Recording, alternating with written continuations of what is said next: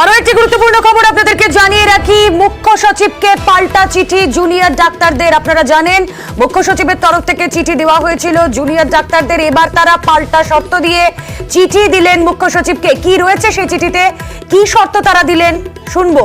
প্রতিনিধি সোমরাজ রয়েছেন সঙ্গে। সোমরাজ, দেখো, ইতিমধ্যেই জুনিয়র ডাক্তাররা সেই চিঠির উত্তর রাজ্যের মুখ্য সচিবকে দিয়েছেন এবং সেই চিঠির উত্তরে তারা 4 দফা পয়েন্ট উল্লেখ করেছে এবং সেখানে বলা হয়েছে যে প্রথমত তারা 30 জনের প্রতিনিধি দল পাঠাতে চান।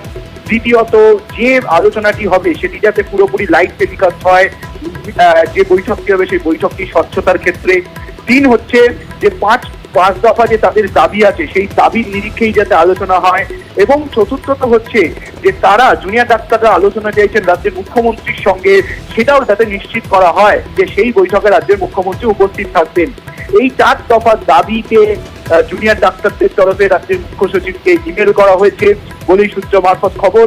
এবং 5:23 নাগাদ সেই ইমেল পাঠানো হয়েছে জুনিয়র ডাক্তারদের তরফে। সেই ইমেলে 4 দফা পয়েন্টের কথা উল্লেখ করা হয়েছে।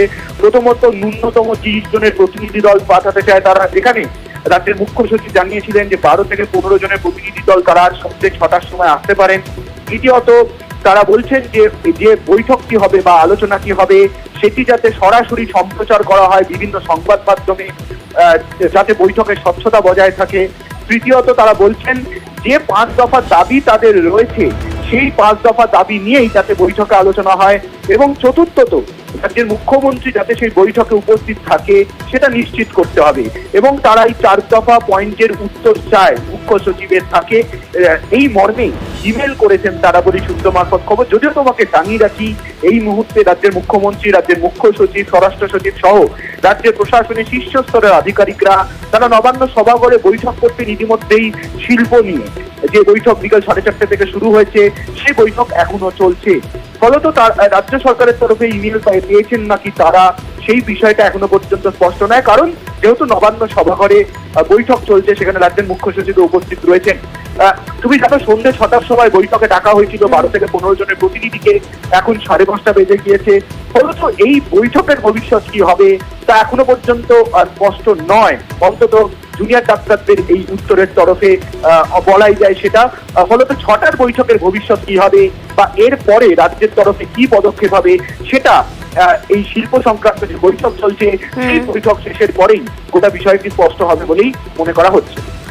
একেবারেই সোমরাজ, এখনই ঘড়িতে 5:35 সন্ধ্যে 6টায় মুখ্য সচিব যে চিঠি দিয়েছিলেন সেখানে সন্ধ্যে 6টায় তাদেরকে ডাকা হয়, কিন্তু স্পষ্টতই তারা আরো একটা পাল্টা চিঠি দিলেন জুনিয়র চিকিৎসকরা। এবার মুখ্য সচিবকে পাল্টা চিঠি, তাদের 5 দফার দাবি থেকে তারা সরছেন না, তারা শর্ত দিচ্ছেন। মুখ্যমন্ত্রীর উপস্থিতিতেই এই বৈঠকের শর্ত রয়েছে তাদের। এবং ইতিমধ্যেই আমরা জানি মুখ্য সচিবের তরফ থেকে বলা হয়েছিল 12 থেকে 15 জনের প্রতিনিধি দল গিয়ে বৈঠক করতে পারবেন, কিন্তু তারা বলছেন 30 জনের প্রতিনিধি দল যেতে দিতে হবে। মুখ্য সচিবকে পাল্টা চিঠি দিয়ে জানিয়ে দিয়েছেন জুনিয়র চিকিৎসকরা।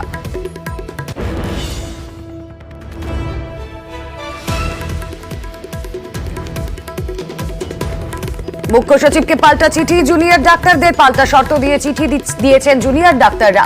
অন্তত 30 জনকে বৈঠকে থাকতে দিতে হবে, 5 দফার দাবিও তারা সামনে রেখেছেন। আর সেই ভিত্তিতেই বৈঠকের শর্ত এবং মুখ্যমন্ত্রীকে এই বৈঠকে উপস্থিত থাকতেই হবে, বৈঠকের সরাসরি সম্প্রচারের শর্ত তারা দিয়ে রেখেছেন।